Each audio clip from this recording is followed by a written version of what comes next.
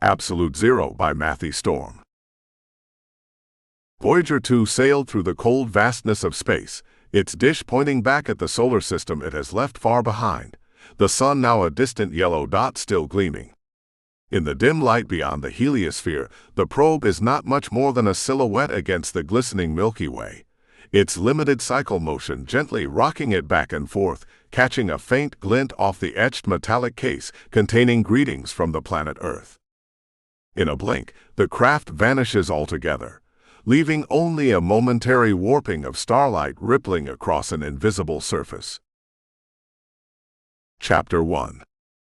Dr. Matthew Palmer contemplated the dark mirrored building before him as he approached its entrance. It had a modern, sleek look befitting its use as a high-tech particle physics lab, but to him it reflected the dark foreboding he'd felt for several months now, and the reason he was here. "Hey, hold up," his stocky companion called out behind him. Matthew turned to wait for the younger, more sharply dressed man in a dark suit, aviator sunglasses, and sporting a military-style haircut. He gave the man a weary look. "Just remember, Don, she's a scientist, not some criminal you're investigating. This isn't an interrogation." The other man clenched his jaw before replying. "And you remember, this is what I was brought in for. It's what I do, and I'm good at my job. If I don't like your way, then we're doing this my way." "And what's your way?" "Mutual respect, one scientist to another." The stocky man gave a snorted laugh. "Just let me do the talking." He pushed open the door, and the two men entered the marble lobby. The younger man flashed his badge at the security officer by the door. "Agent Don Nichols, Homeland Security. We're here to see Dr. Rebecca Yates." The conference room door swung wide as Dr. Rebecca Yates breezed in, and the two men who'd been waiting almost 20 minutes rose to greet her. Matthew was immediately taken by the elegant woman before them. She was youthful with a pretty smile, not at all what he'd expected of such a notable physicist. "I'm Agent Don Nichols, Homeland Security, and this is Dr. Matthew Palmer." Nichols gestured in Matthew's direction without taking his eyes off his target. Matthew shook the woman's hand and looked into cool, intelligent blue eyes. He noticed her dangling earrings that resembled the double helix of DNA, and her necklace with a dainty silver cross nestled above her cleavage. Rebecca smiled as she shook hands with the two serious-looking men, neither of whom smiled in return. "Please take a seat." Agent Nichols motioned toward the glass table that took up the central part of the conference room. She took a seat, and Agent Nichols sat directly opposite her, leaving Matthew to take the seat next to his. "We appreciate you taking the time to meet with us, Dr. Yates," Nichols began in a serious tone, his unflinching gaze causing Rebecca some unease. She ignored her discomfort and kept up her smile. "Can I ask what this is about?" "We have reason to believe you and your team made a significant breakthrough in the area of ultra-cold particle physics," Nichols stated, his eyes studying her for any change in expression. "The government has a particular interest in your work. We would like to know the details of that breakthrough and what your team has discovered." Rebecca's gray-blue eyes widened, then narrowed, her smile now gone. "I'm sorry, gentlemen. I can't share anything about our work with you. I'm sure you understand how sensitive our data is before it's been published. I can assure you, any and all information you share with us will be kept in complete confidence," Nichols said in his calm, authoritative voice. "Please, tell us what you and your team have been working on." Rebecca shifted uneasily on the plush conference room chair. "I'm really not at liberty to divulge anything about our results at this time." Nichols kept his eyes on the woman without speaking, letting the moment stretch into an uncomfortable silence. It didn't seem to have the desired effect on the woman, though. She calmly stared back at him without saying a word. Matthew couldn't help but be impressed by such composure under pressure. Agent Nichols blinked. "This is a matter of national security, Dr. Yates. We have the authority to enter your facilities and take any and all information we deem necessary. We're asking for your cooperation as a courtesy to you." Rebecca's pleasant face distorted with a mixture of shock and anger as she rose from her seat. "Who are you people? What are you here for? You need to explain yourselves right now, or you need to leave." Matthew decided it was time for him to step in. He raised his hands in a conciliatory gesture. "Dr. Yates, I'm sorry for my colleague here. I know this must be confusing for you, but I can't stress to you enough how important this information is to us. It could potentially save countless lives. It is a matter of great urgency." Agent Nichols gave Matthew a sideways look but said nothing. Rebecca looked from one man to the other. "How can it save lives?" she demanded. "Can you at least explain it to me? I can't tell you anything without knowing why. All you need to know is that this is a matter of utmost importance to the security and well-being of our nation and the entire world," Agent Nichols said, trying to regain control of the conversation. "Please answer our questions," he pressed. Rebecca sighed. "Do I have a choice?" She sat down again. "What exactly do you want to know?" "Tell us about your discoveries," Nichols prompted once more. "We want to know all of it. And try to explain it in a way I'll understand." Rebecca fidgeted with her necklace, rolling the silver cross between her fingers, obviously conflicted. "You must already know something or you wouldn't be here," she muttered to herself. "I should have known this was too big to keep quiet." Her shoulders slumped as she seemed to resign herself to the situation. Matthew couldn't help feeling sorry for her. He hated putting her through this. Rebecca curled her lip in displeasure before she began to speak. "About a year ago, our team had a major breakthrough, and I say that without hyperbole. It was a monumental leap in the science. We were using a new quantum technique we developed to cool matter to as close to absolute zero as possible." She paused, as if remembering who she was speaking to. Absolute zero is when atoms cease all movement and reach a state of minimal energy." "I know what absolute zero is," Nichols said. "Go on." "What is this new technique you were using?" Matthew asked. "You'd need an advanced degree in quantum physics for me to explain it to you. But to put it simply, we use quantum fields to create atomic-level energy redistribution to generate a near-instantaneous, localized negative energy field." Matthew didn't understand any of that, but he nodded. "Okay, go on." "In the past we used lasers or magnets to trap atoms and restrict their movement. But this new technique allows us to create a negative energy field that's like flash freezing the sample at a quantum level." Rebecca was gradually becoming more animated as she went on, as if she couldn't help being excited about her discoveries. "We discovered the theoretical concept behind this new method several years ago, but we'd only just found a way to bring it to realization in the lab. And after a year of perfecting the method, we were able to cool a cloud of atoms to the very threshold of absolute zero, to a single picokelvin.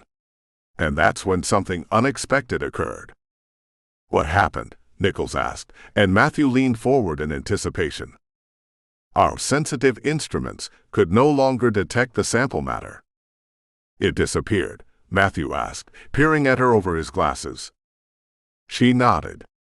"The sample was undetectable until we turned off the quantum field, and the matter became detectable again. We later determined that the sample matter had actually reached absolute zero and was gaining a negative energy from somewhere. We'd inadvertently discovered a dark energy, and it transformed our matter into a dark matter." "Let me get this straight. You think you discovered dark energy and dark matter in the laboratory," Matthew said, unable to mask his excitement, "and it's related to ultra-cold temperatures?" "Yes," Dr. Yates said matter-of-factly. "But to be clear, dark matter is not just ultra-cold matter. Reducing matter's energy to zero acts like a switch that causes normal matter to cross over to the dark side, where dark energy acts upon it. And it's this negative energy that makes it dark to our measurements. Fascinating, Matthew said, and Rebecca noticed his intonation sounded familiar, like a certain well-known science fiction character. She wondered if he was subconsciously mimicking the character after watching too many old Star Trek episodes. "What else did you discover?" Nichols pressed. Rebecca averted her eyes from the agent's gaze. "Isn't that enough? It's the discovery of the century. What more do you want?" Nichols studied her for a moment. "Dr. Yates, there is something else you're not telling us." She stared at the dark, reflective surface of the glass tabletop as the two men waited patiently for her to speak. Finally, her gray-blue eyes looked up to meet their expectant faces. "My team has been working on this for years, and we have kept these discoveries a secret all these months despite our excitement, waiting for the day we'd get to reveal it to the world." The two men said nothing, and she sighed in pained resignation. She began to speak in a low, quiet voice. "What we discovered next was incredible, and you might not even believe what I'm about to tell you." She paused and sighed again. "We wanted to observe the phenomenon directly, so we created new instruments. We were able to create a much larger quantum field that could produce a near-instantaneous negative energy field, where the sample matter could reach absolute zero fast enough to not form a Bose-Einstein condensate, which would otherwise ruin the sample.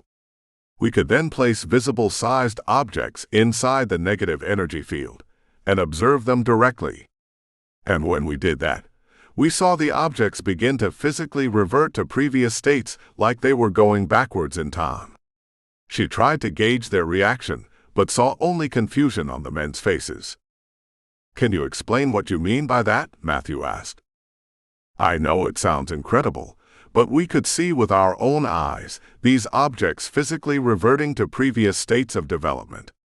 For example, we placed a carved wooden object inside the field and saw it revert to a piece of uncarved wood, then appear to become part of a living tree that shrank to a seed before eventually separating into its organic particles. When we placed living biological matter into the field, it became visibly younger the longer it remained within the quantum field.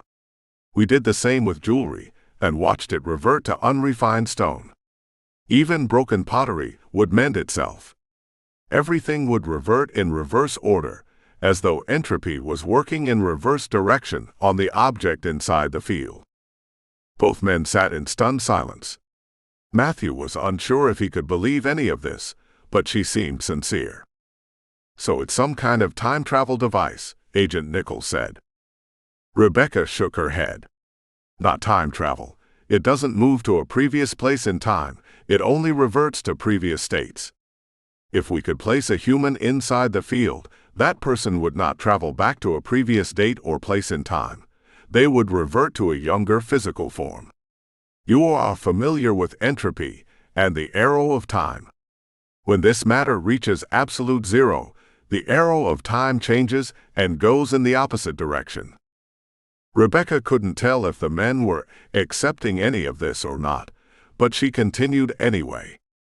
"We think this dark energy is actually negative entropy, or reverse time, so to speak.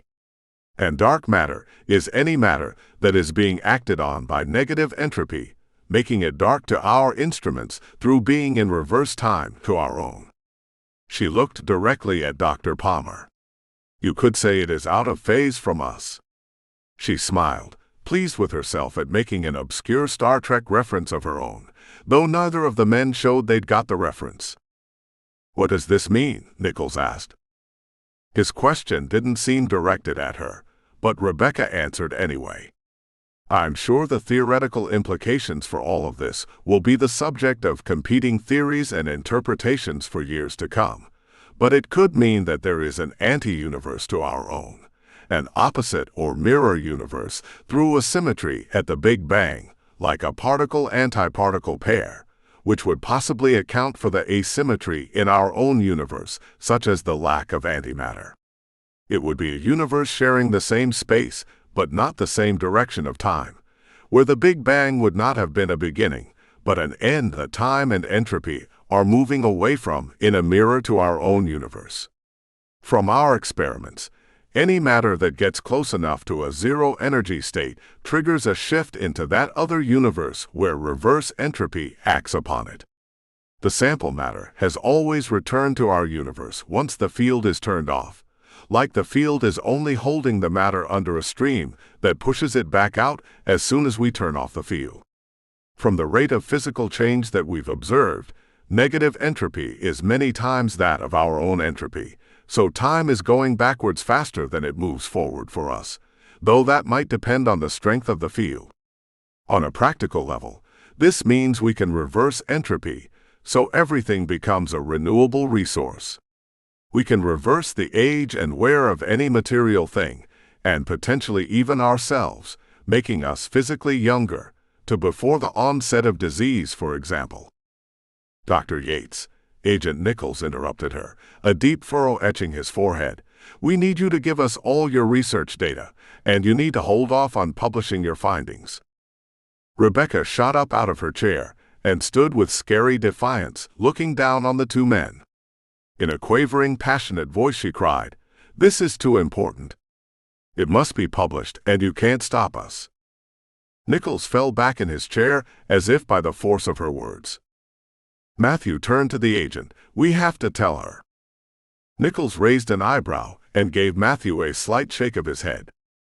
"She can help us," Matthew added. "I can't think of anyone who'd be of more use to us. It's more than we could have hoped for. We'd be fools not to get her on board right now. We need the proper clearances. We can't just bring anyone we want into this. We have to clear it with the head of Homeland first. No. We have to do this now. I'm telling her everything." Rebecca watched as the men talked like this right in front of her. She was shaking with indignation at the overwhelming injustice being done to her, which was now being completely ignored, but she was intrigued by their conversation. Agent Nichols shrugged.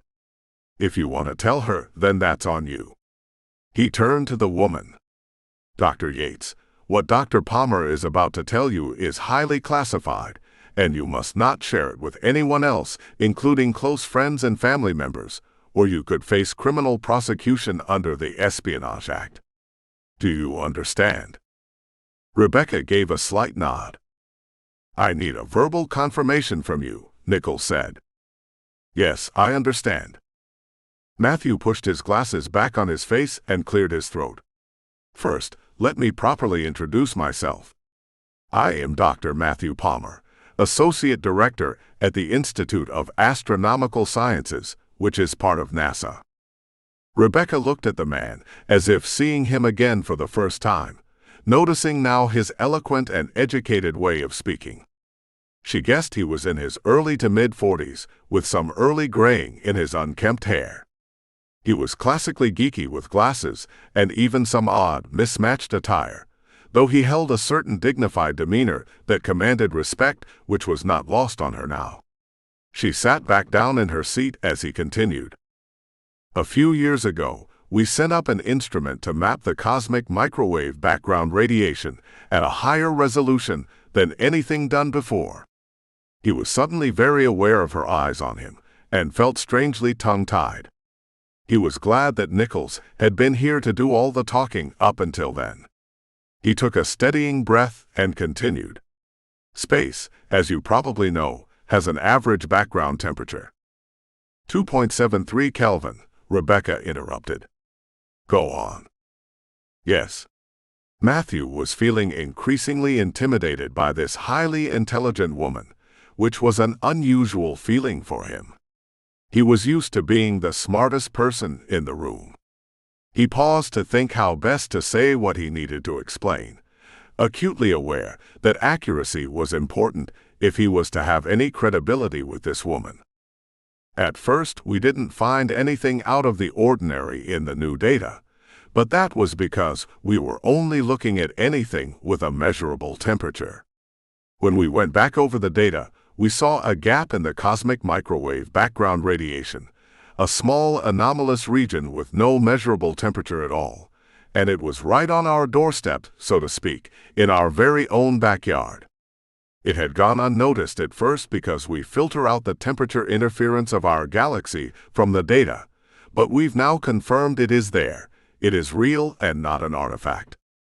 The woman had a serious expression on her face as she listened intently to what he was saying. When we trained our telescopes on this zero region, as we now call it, we could see a dark void without stars or any matter. We theorized that this zero region, whatever it is, could be obscuring stars behind it, but it's not a dust cloud, it's not a black hole, it's exerting no gravitational effect or being influenced by the gravitational force of the galaxy. It has no detectable mass, and there's no way of detecting the region other than its lack of any temperature. It looks like nothing's there. We don't know if there are similar phenomena out there in the universe, and this one just happened to be close enough for us to detect it, or if this is something unusual or unique in the universe. We don't know. He paused for a moment to gauge her reaction, but not seeing any particular reaction at all, he went on. I'm sure you know that the Earth and our solar system are traveling with the galaxy through space at more than 2 million kilometers per hour. In what must be the most unfortunate coincidence, our solar system happens to be on a path toward this zero region and will soon encounter it, including the Earth. When I say soon, I am not speaking in astronomical terms. 72 days ago, we lost contact with our most distant probe, Voyager 1, out beyond the edge of the solar system. And 10 days ago, we lost contact with Voyager 2. We believe they both encountered this zero region and are no longer able to send signals from within it.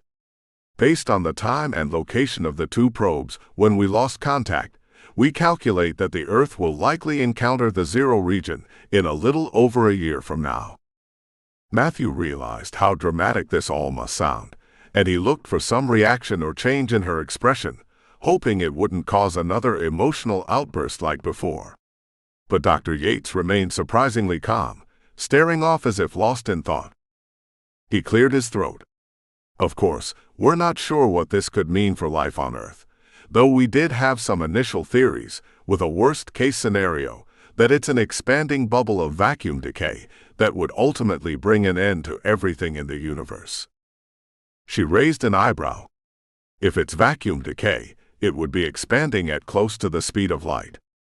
Has it expanded since you've observed it? Matthew shook his head. Our refresh of the data takes time, but if it has expanded, it's not by much. And thanks to your discoveries, we might now have a better theory of what this is and what we could expect. It is hard to imagine and seems incredible, but it is possible that the Earth is about to experience some kind of global reversal of time in our near future, with unknown consequences for life on Earth. Rebecca gave an abrupt laugh, then stopped just as suddenly, and the three sat there staring at each other. She exhaled through pursed lips. I guess it's possible that it's bleeding through between the two universes. If this zero region, as you call it, really is absolute zero, it won't act like a temperature, you understand. It won't just cool the Earth down a bit. It will be an energy field that passes right through everything it encounters, changing it all to dark matter, with reverse entropy acting upon it. There'll be no way to escape that field. How certain are you that it is absolute zero, and the Earth will encounter this zero region? Matthew could tell by the rise in pitch at the end of her question that she was shaken by all of this after all, as would be any normal, sane human being. But she was hiding it well, and seemed to be staying calm for now. He'd had time to get used to the knowledge of this unknown threat coming toward them, though it was still a fearful thing to contemplate. He gave her a respectful nod before answering her question. The zero region is several times wider than our solar system, and we are certain that the Earth will encounter it. We have no way to confirm it is 0 Kelvin, but we have no reason to doubt our instruments that show it having no temperature at all. And the fact that both Voyager probes are no longer sending us their signals from within the zero region lends evidence that this isn't just a benign, cold region of space. Is it possible this has happened before? Agent Nichols suddenly blurted, his eyes wide. Maybe we're in a time loop where we pass through this same region of space every time we orbit the galaxy back to this same place. I highly doubt that, Matthew replied. Space is much bigger than you imagine. This is something the Earth has likely never encountered before, which is even more of a concern to me.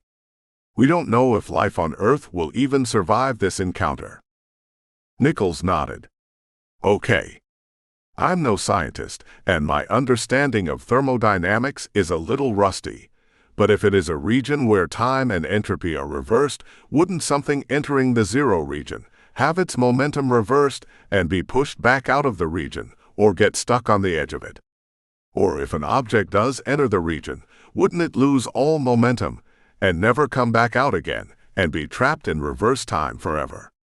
Or maybe it gets torn apart as it partially enters the region with half the world in reverse time and the other half in normal time. Those are questions we don't have answers to, Matthew said. What do you think, Dr. Yates? Any thoughts? Rebecca had been lost in thought until the mention of her name snapped her back into the moment. The part of her brain that had vaguely listened to their conversation replayed it back for her. Well, as I said before, in all our experiments the sample didn't move to previous locations inside the field or fly out of the field in reverse of how it had been placed in there. It reverted to previous states without moving. So it seems this dark energy is only able to reverse entropy at a quantum level, reversing particle interactions and entanglements, but not the effect of forces like gravity or motion. Having said that, our experiments use small, relatively weak fields, and the zero region is likely to have a much stronger field, so it could be very different to our experiments. We can't be sure of anything. She paused in thought for a moment. There should be some part of the visible galaxy that has already passed through the zero region. You might be able to see what it has done to those stars, or if there's a trail of nothingness left in its wake. Matthew nodded. We're already looking for that. Dr. Yates, is there anything in your research that could be used to save the Earth from the effects of this absolute zero region of space? Nichols asked. That is actually a good question, and I was just thinking about it before you interrupted me. Theoretically, it is possible that a quantum negative energy field like the one we developed would work as an anti-negative entropy field while inside the zero region, causing a counteracting effect for anything inside the field. We would have to test that theory, of course, but if it's true, and we had enough power to expand the field, we could perhaps create a large enough field to counteract the effects of the zero region as the Earth passes through it. I don't know if that's possible or not. We're talking about a very large amount of energy, and we'd have to keep the field going until the Earth passes out of the zero region, however long that would take. She glanced at Dr. Palmer. That's unknown at this time, Matthew said. Perhaps we could use several small fields to cover as much of the populous areas of the world as possible. Anything would be better than nothing. If you supply me with the resources I need, we could at least test it out, Rebecca said. You're willing to help us then? Matthew asked, feeling the first flicker of hope in a long time. She nodded, then looked directly at Agent Nichols. I shouldn't want to help you after what you just pulled, but I'll overlook that for the greater good. Matthew Palmer got to his feet. I'll see to it that you have the full resources of the United States government at your disposal, and anything else you may need, he stated formally. Agent Nichols and Rebecca stood too, and the three of them solemnly shook hands. Rebecca felt a sudden bond of camaraderie and shared purpose, at least with Dr. Palmer, though at the same time she felt the weight of responsibility descending upon her shoulders. God help me, what have I just got myself into? She muttered under her breath.